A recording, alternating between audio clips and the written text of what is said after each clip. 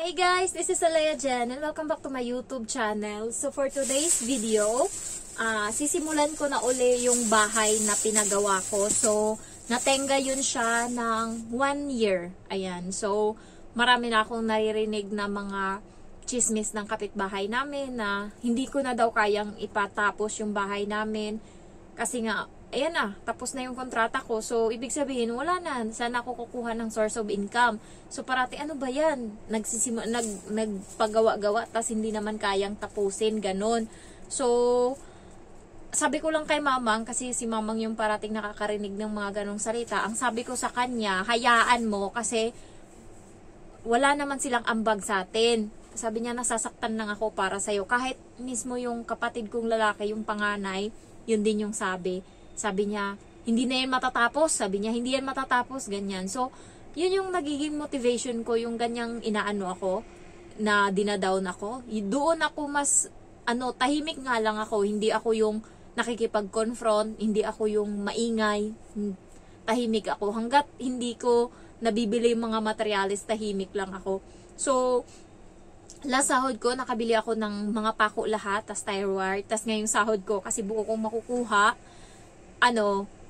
bibili ako ng mga bakal. Ayan. Tapos, may nakausap na rin ako para sa hollow blocks, tsaka sa, buhangin. Konti na lang yan kasi guys, yung bahay ko, hindi siya katulad ng ibang bahay na parlins. Alam niyo yung bubong is, di ba may ibang kulay, blue, red, green, ganyan. Hindi ganyan yung magiging bubong ng bahay ko. Yung bubong ng bahay ko is semento. Siya, rooftop diretso, wala nang bubong-bubong. Kasi, ang lakas ng hangin doon sa parte ng bahay na tinatayuan namin, nung bagyo ng Odette, ilang yero yung natanggal, tas hindi na namin alam kung saan na nilipad.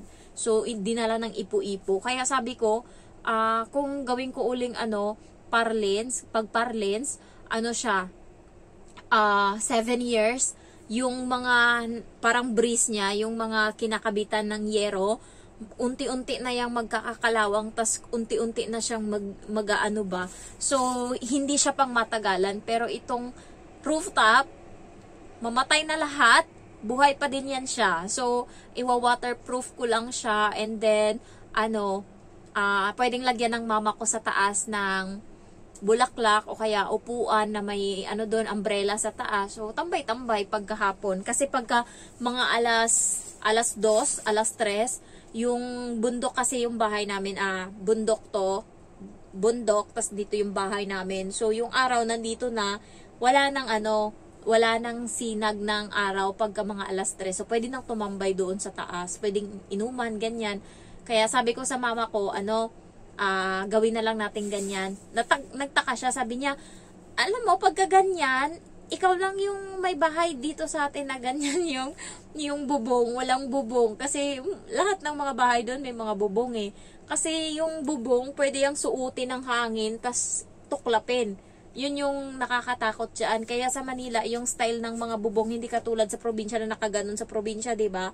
Sa Manila, ganyan lang yan siya, slide lang konti. Yan, para sa mga protection sa hangin. So, yan, matatapos ko na siya guys. Kinausap ko na kanina yung nagagawa ng bahay ko. So, sabi niya, wait lang kasi may tinatapos pa siya ngayon na na trabaho. Sabi niya, pag natapos yung kontrata niya, sunod niya yung akin. Sabi ko, yun na yung gawin natin. Tapos, bali 2 panday, 2 skills, tapos 4 na helper yung magtatrabaho. Tapos sabi ko, pagka wala na kayong ginagawa, pagka halimbawa umuulan, tapos hindi kayo makagawa sa labas, yung loob yung tirahin nyo, finishing. Tapos sabi ko, wag lang masyadong mahal. Yung, alam niyo yung arte-artihan. Ang gusto ko lang naman kasi, matirahan ng mama ko, komportable sila, hindi na baling pangit yung mukha kung ano man. So, basta gusto ko lang yung katulad ng bahay ng amo ko na to, aesthetic ba? Yung puti lang yung kasi pagka ibang kulay yung pintura, nagiging magulo tignan yung bahay, madilim na hindi mo maintindihan, hindi siya maganda. Kaya gusto ko lang, naglalaro lang siya sa puti lang talaga. Tas yung labas, gusto ko purple. Yung kuya ko is painter sa Manila, so siya na maghahalo niyan ng kulay para maging purple. Tapos sa ground floor, puti lang talaga lahat. Pero sa kwarto ko, puti din yung ipapagawa ko kasi mahilig akong mag-vlog. Mas maganda sa video yung puti. Sa mama ko, kung gusto nila ibang kulay, sabihin ko sa kanya, gawin mong ganyan. Basta akin, ito lang yung kulay. So, yun yung plano ko talaga. And, ano lang naman konti lang naman yan. Tsaka, ako na, yung kuya ko, nagpipintura siya. So, ipapakyaw ko na sa kanya yung sa labas. Yung sa loob lang yung ipapagawa ko sa mga sa mga nagagawa talaga. So far, marami pa akong mga materyales na natira doon. Nandun pa yung mga plywood ko na hindi na alam niyo yung nandun pa nakatira yung mga pinang-anuhan nila. So, matipid din tong nagtatrabaho sa akin kasi naawa sila. Kasi libre naman sila umagahan, tanghalian, hapunan Kaya hindi sila, mapagsamantala. Tsaka, hindi sila umuuwi kasi malayo yung bahay nila sa amin. So, dyan sila sa bahay natutulog hanggang sa matapos yung trabaho. Minsan, pag ang gusto nilang umuwi sa, pamilya nila, every 2 weeks sila umuuwi. So, yun, sabi nila, same pa rin naman yung sahod nila, 1 year ago, ganun pa rin. 500 yung sa Panday, tapos 450 ba? Or 400, nakalimutan ko na. 450 ba? Or 400? Yung, yung sa helper. So, yun yung usapan. Kaya, medyo okay. And, una pa lang, sinabi ko na kuya, wala akong pera masyado, kaya anuhin natin to ha. Sabi niya, sige, ako bahala. Tapos, ang sabi ng mama ko sa akin, bibili ka talaga ng bigas kasi, matanda na yung papa ko ngayon, so hindi na masyadong nakagawa sa taniman namin ng palay, kaya wala na din kami masyadong palay. Sabi ko, sige. So, yun lang. Sana, bago matapos yan is, nakauwi na yung kapatid ko para, may tagaluto sila, may ganyan. Gusto ko rin maabutan sila kapag umuwi ako. Gusto ko silang maabutan kasi gusto ko din silang ipagluto. Gusto kong kasi gusto ko silang ipagluto ng masarap. Gusto ko umagahan, tanghalian, hapunan. Maganda yung pagkain nila and yung merienda nila, ganun din. And by the way, kanina nagbili-bili na ako ng lahat ng mga ipapackage ko. So, nandun na ko na din. Ang pagod ko ngayong araw, grabe yung mga binili ko, tas dala ko lahat yan. Ayan, so medyo natuwa ako kahit papano meron akong para sa sarili ko ba. So, papakita ko sa inyo yung naukay-ukay ko kanina ha. Kasi tapos naman na yung vlog ko about lang to sa bahay. Basta mapapagawa ko na siya ngayong, sabi ko June 23. Sabi niya, tignan daw nila kung matatapos na nila yung bahay. So, pag natapos na nila yung ginagawa nila doon, isunod na yung akin. Ayan, so, ipakita ko sa inyo yung binili ko. Baka magustuhan niya. Charis! Ano to? Eto, jacket. Ano bang size to? Boseni yung brand. Boseni to, diba? Yan. Double XL. Ang laki pala nito, pero kinuha ko pa din kasi maganda siya. Ayan. Next. Leggings. Bigay ko to sa ate ko. Ayan. Pero gusto ko din to Kaya hindi ko maano-ano. Tapos sa lola ko, ayan, double XL. Ano siya Shiba Ink. Merong ganito yung amo ko na damit, kaya hindi ko mabitaw-bitawan kanina kasi alam ko yung brand. And then next sa bata, pamangkin ko, dress niya. Ayan. Isang stall lang tong binilhan ko and then may mga kasabay akong Pilipina. So, pag meron silang mga nakita na ayaw nila tas maganda, binibigay nila sa akin. Tas pagpipilian ko ngayon kung maganda or hindi. So, sabi nila para daw sa akin. Sabi ko, hindi, para sa alaga ko to. Ay, sa kapatid, pamangkin ko. Sabi nila, baka kasya sa'yo, suot mo. Sabi ko, Diyos mio. Next is pantalon ng mama ko. Sana nga magkasya Ayan. Sana magkasya to sa mama ko. Kasi gusto ko to sa kanya. Next is t-shirt ng bata. Ano to siya? Ang ganda. Ayan. T-shirt ng bata. Tapos, eto jacket ng bata. Gusto ko kasi matino pa yung style niya ba. Wala siya masyadong wala talaga. Ang linis niya. Ang brand niya is MyWear. So, para sa pamangkin ko. And then, eto, Boseni na pants.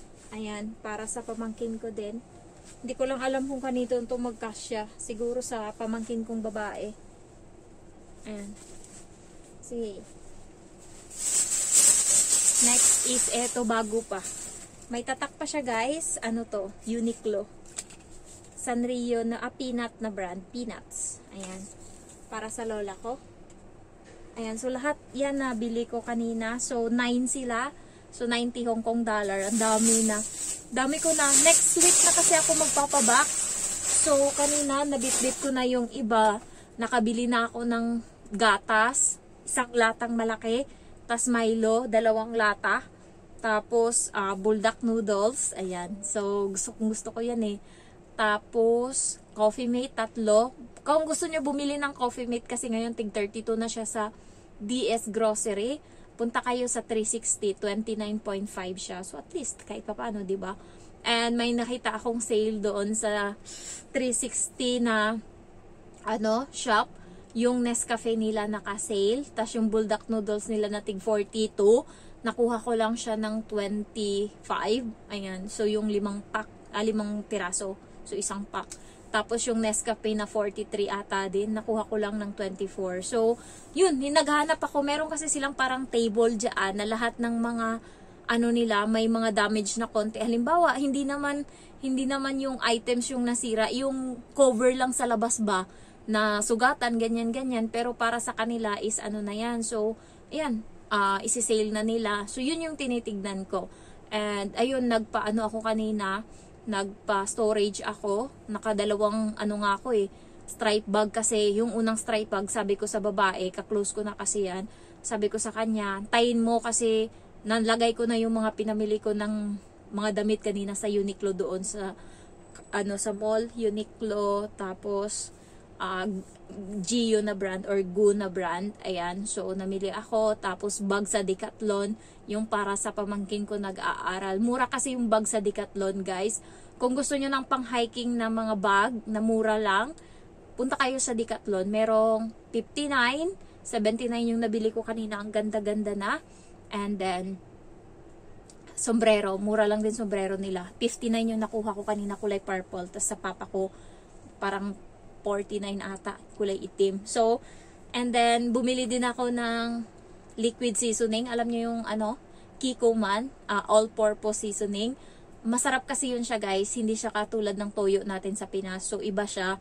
Kaya, yun kasi yung ginagamit ko na pang marinate. Masarap yung lasa niya. And then, pang fried rice. Masarap yun. Gusto ko kasing lutuan yung mama ko ng fried rice na maraming, sahog. So, nagpunta kasi ako ng Chong Chow and kumain kami doon sa seafood na restaurant. Kami ng jowa ko and then napa-order kami ng fried rice. Ang sarap, halo-halo yung nandun. May tuyo na masarap.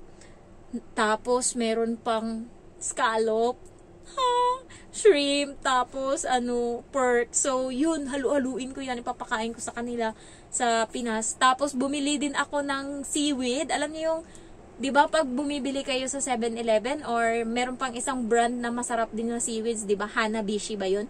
Yung parang ganon, yung ganyan. Tig 22 yan yung favorite ko dyan, yung grill salmon. So, bumili ako niyan, 2 pack. Nakita ko kasi sa amo ko. Kasi pagka pinapak ko yan para sa alaga ko. Yan. So, anuhan ko sila, gawan ko sila niyan para yung mga pamangkin ko na pupunta ng school, pag recess nila, yun na lang yung kainin nila. So, lulutuan ko sila niyan. Sasaingan ko, tapos magluto ako ng karne, tapos ipalaman ko. Tapos bigyan ko din sila. Kasi, guys, favorite ko yung seaweed. Kahit hanggang ngayon, meron akong mga seaweed dito. Favorite ko yan. Kaya, gusto ko rin matikman nila. And by the way, nakaraan pala, guys, kakakain ko ng seaweed. Alam niyo yung seaweed na isang pack, 3 niya naubos ko, isang upuan ko lang. So, ang resulta, ayan, itong seaweed na to, pinapapak ko lang yan, hindi ko yan inaano. So, kain ako ng kain kasi masarap, favorite ko yan. Tapos, biglang pag umuutot ako, parang nandun siya sa tiyan ko, ang pangit niya. Pag umuutot ako, ang baho ng utot ko. Ngayon, wala yung amo ko sa bahay. Lumabas. So, kampante ako sa kusina. Mag-isa lang ako. O, di umutot ako. Maya-maya, bumukas ang pinto. Yung utot ko, kakatapos lang. Tapos, hindi ko mabuksan-buksan yung pinto. Tutulungan ko siya. Hindi ko maano-ano. Kasi nga, umutot ako. Maamoy niya. Ay, pumunta pa talaga sa kusina. Pumunta pa talaga siya sa kusina. Tapos yung utot ko nandoon. Putang ina, kulob ba naman yung kusina namin kasi exhaust fan lang yung nandun. Tapos maliit lang, di ba? Sarado, pinto agad. So, hindi siya katulad ng malalaking bahay na malaki yung pinto. Yung kusina namin parang eto lang eh. Eto lang yung kwarto ko. So, nagpunta siya doon. Sabi niya gano'n, ay putang ina, grabe yung ano ko talaga, yung hiya ko. Dalawa kaming nagsinghutan para matapos yung amoy ng utot. Pagkatapos nun, para akong matunaw sa hiya talaga. Putang ina talaga. Ma-experience, maalala ko yung mga ano. And nakita niya nga yung luggage ko dito sa loob ng kwarto eh. So, pinag-iisipan ko kung ipapaano ko to, kung iaano ko ba, kung kakausapin ko siya na ibigay niya na lang sa akin yung para sa 20 kg na pang papackage ko para hindi na ako sana magbitbit, ganun. Pero kung hindi niya ibigay, edi ipaano ko sa kanya na 20 kilo yung bilhin niya. Pero sana ibigay niya para kahit papano, i-deliver na lang doon sa bahay. Kaya nga, kailangan sa 31, mapak ko na yun para pag umuwi ako, nandun na sa bahay yung ano, yung items. Tapos hindi ko muna papabuksan sa kanila. Ako lang yung magbubukas pagdating doon. So, ayun, yung mga pinamili ko kanina. Tapos, ito pala guys, nabili ko siya sa GU. 79 siya. Gusto ko siya eh. Kaya, kahit mahal, binili ko. Ito. Ayan, kasi uuwi ako summer. So, kailangan magwapa tayo, Charis. Thank you for watching and I love you all. Bye-bye.